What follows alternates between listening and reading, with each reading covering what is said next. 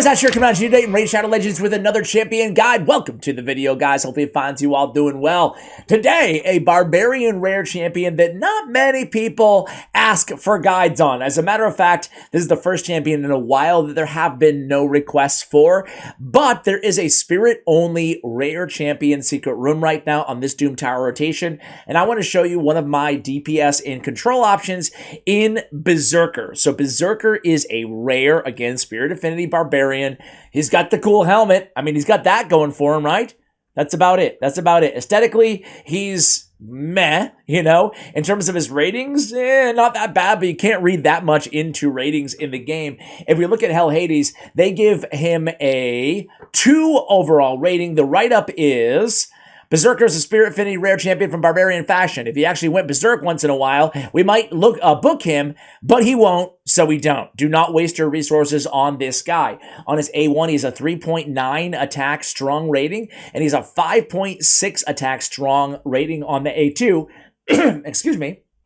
Then on the A3, we have a 1.5 attack, but it's a ×2 hitter with ignoring 20% of target's defense as well. So... do we agree that there's no way that we should be wasting our resources on this guy?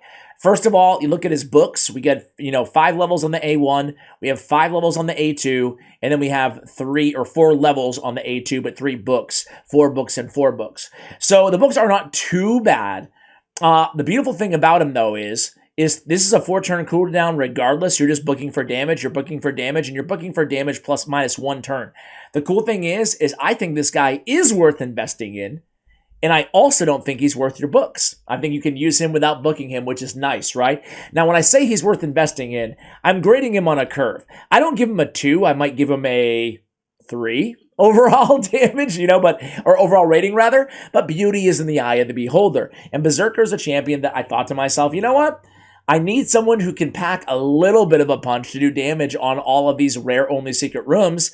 And hey, he only has 1 AoE attack. It is a 2-time hitter with ignoring defense, but I'll throw him in a stun set irregardless. Obviously, you don't get a double chance of stun on a 2-time hitter. You only get 1 shot, but I figured, you know what, stun chance on the A1, the A2 as well. He's got a turn meter fill, attacks 1 enemy, fills his champion turn meter at 30% if the attack is critical. So grants an extra turn if the target's killed here on the A2. So we have extra turn and turn meter fill built into his kit as well. I've seen worse champions, let's put it that way. So I'm going to show you how I have him built, and I'm actually going to redo the Masteries along with you guys in today's video because I have him built to be all-out control, but on a 4-turn cooldown on that AoE, I think we should keep him in the stun set. I'm gem broke. I'm gem broke too, Cannon. I'm gem broke too, man. We're going to keep him in the stun set. We're going to switch around his Masteries, and I'll talk about why as we do so. And then I'm going to show you that secret room as well. I'm going to show you all the champions that I use in that secret room, and we'll kind of compare their damage and talk about their skill sets, what they're bringing to the table. Actually, this will be the team. Shadowbear Tirlock, we'll have Soulbound Bowyer, we'll have Abyssal, we'll have Gnarlhorn, and then we'll have Berserker, again, to be mainly our DPS on this squad. So we do have him in a stun set, as I mentioned. We have him with... I think attack on the banner here. Sorry, my computer's running a little bit slow right now. I have something rendering in the background. But yeah, attack, crit damage, with a little bit of defense on the ring, some survivability. He is pretty squishy at 14k and 793 respectively on the HP and the defense. So, not the worst thing in the world to put an HP percentage, pack a little bit of HP and survivability in his kit as well. That being said, we do have some crit damage on the gauntlets, and we have speed on the boots. We have a broken set and a stun set on him. And let's looking for that crit rate on the substats. So overall stats here, really nothing too crazy to write home about anywhere. 3,300 is fine for this type of a team where we're just trying to control them the entire fight, try to keep them stunned. So 3,300 is cool, and I love that we have 40k on the HP to try to keep this dude alive as well. 1,900 is not a lot of defense, but it's pretty good considering we have a 793, on the base. 185, 100, 231. We don't need any accuracy in his kit. Perfect. Nice and easy champion to build, right? I do have him booked out here in this video, but again, I don't think it's required to book this champion. Far from it. Save your rare books unless you have them sitting around. You want to burn some in Clan vs. Clan, right? So, right now we have him offense and defense, and we went down, we grabbed Fearsome Presence to bring that stun shot from an 18% to a 23%. However, I think that it's probably better to run this champion in like a typical wave nuker build, going with Helm Smasher to really maximize that damage and counting on the rest of the team to really help out when it comes to the CC, the crowd control. Of course, he will bring the stuns as well, so that will be nice. So we're going to go crit rate. We're going to go with crit damage. We're going to come down here and really hug the left-hand side for the most part. Increase damage with less than 40% HP. Increase damage with against targets with a higher max HP. Going to come down with Methodical. We're going to come down as well. I am going to stay Helm Smasher because we're going to be using him not to attack bosses, but for other champions. If I was only using him for Faction Wars and I was kind of early game, I would probably go with Helm Smasher. Excuse me, I would probably go with War Master instead. But, you know, I wouldn't necessarily say this is the guy that you have to max out for Faction Wars, right? But definitely conserve utility in the rare only and kind of end game secret rooms in Raid, right? And of course, you can use him even at level 50 and kind of a control and DPS build similar to what we're showing right now in Faction Wars if you want to. I just don't think you necessarily have to go for Masteries if you're using him in that capacity in kind of the early game Faction War use case. Let's see. We'll go Heart of Glory too, might as well. And then, again, just going to keep things pretty basic. I'll go Whirlwind of Death. He's going to be killing a lot of enemies compared to everybody else, so that's good. Cycle of Violence. He can do some damage. We'll take that as well. And then we'll go with Kill Streak as well. So we're just going to go all out on the offensive side of things. I'm going to cover that up for a moment here. And then we're going to go with some defense, Tough Skin. We're basically just going to make our way with the typical Masteries, Blastproof, Resurgent, Delay Death, and then we're going to come down to Retribution as our Tier 5 Mastery, and I think this is totally fine for a pretty viable chance. The counterattacking is nice because we get to fill our turn meter even more off of the counterattack, which is really, really cool. Plus, he's going to be, you know, built to do a little bit of damage. So there it is, guys. That's it. That's Berserker. If we had to go blessings on this champion, I think it's a pretty no-brainer. Phantom Touch. If you don't like Phantom Touch for whatever reason, go with Dark Resolve, right? Unfortunately, we do not have him awakened, which I say unfortunately, but like, who really cares, right? This guy, you know, he's pretty basic. He's pretty basic.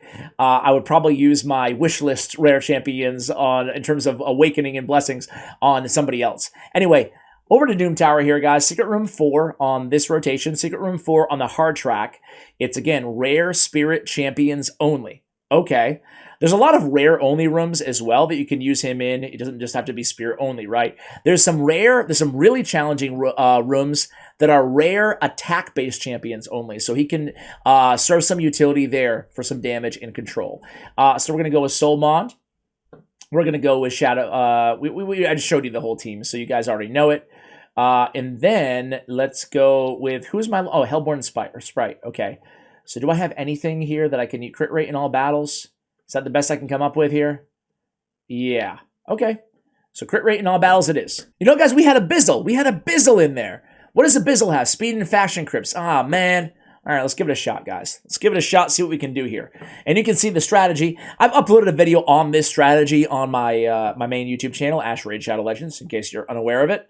I wonder if there's anybody watching this at all. Let me know if you are, who is watching this video and is unaware of my main channel. Eventually, this channel is going to get to the point where most of the viewers are not just coming over from the main channel. They're just finding these videos by searching for the champions. Anyway, here comes the big A3. It's not going to be crazy damage, but we do land a couple stuns. That's great, right? Come in with an A1 of Soul Bond. We get the increased speed here from Shadowbow Turlac. And we'll go Unkillable. Why not? On Gnarlhorn. He does have the provoke after all. We can come in again. We don't need the heal right now, so we're going to keep hammering away with the A1, land some more stuns. Let's go in here. We can't kill anybody at this point with the A2, but when we do, that will reduce the cooldown, obviously, of his A3 ability because we'll get that extra turn, which is really, really nice. So what we want to do is kind of focus on one enemy that allows him to go in there and kill, right? That way we get the extra turn. So we want to get somebody pretty low on HP. So here, I'm just going to keep hammering away with the A1 of What's-Her-Face. Let's land some more provokes. Soul Bond, sorry for calling you What's-Your-Face. So we got this guy pretty low. So by the time we come back into the And again, this is not exciting stuff. I'm totally aware of that. But this is the life of rare-only secret rooms, where oftentimes the only way to win in a lot of these rooms is essentially to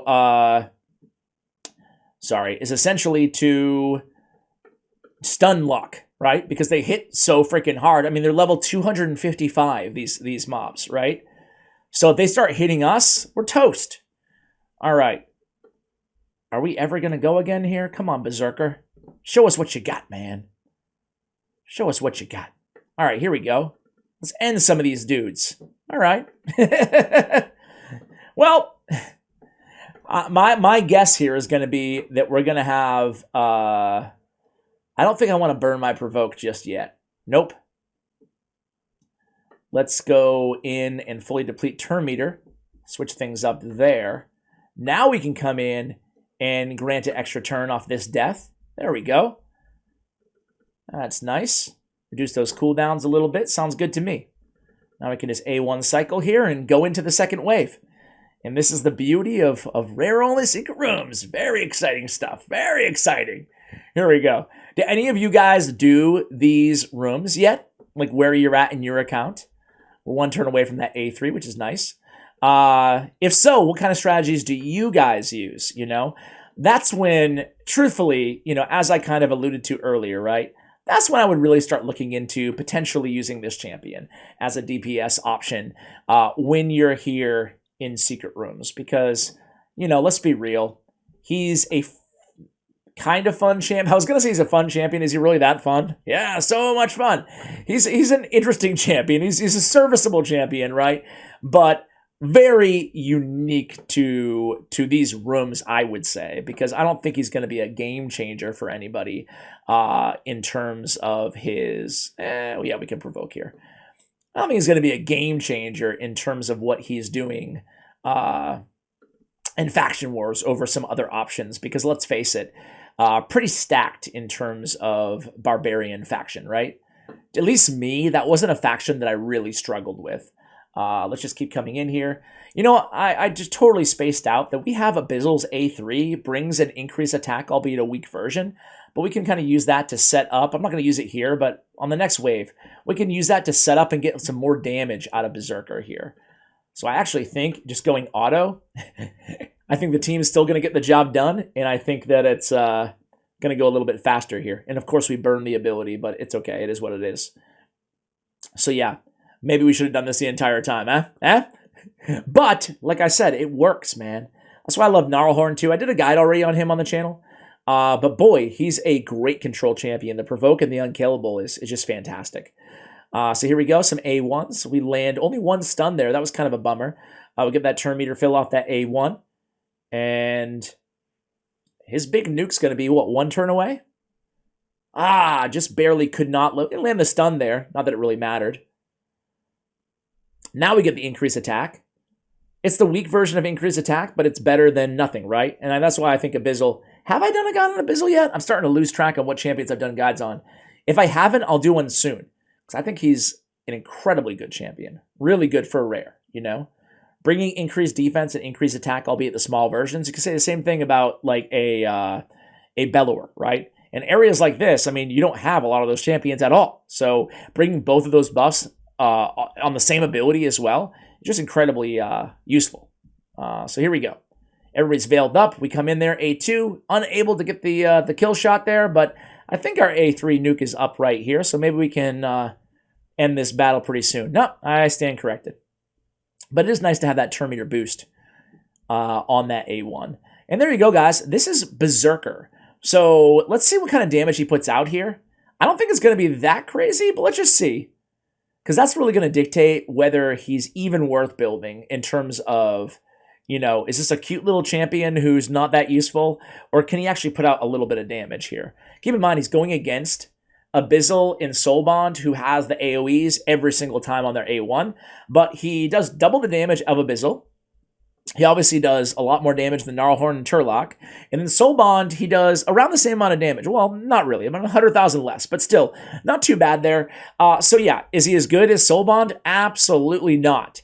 But is he a serviceable DPS in a stun set that can serve some double utility in a control team like this? Absolutely. He's a champion that actually used on a couple teams. And again, just to kind of reiterate the point that I just made, I used him on a couple teams primarily because I maxed him out years ago.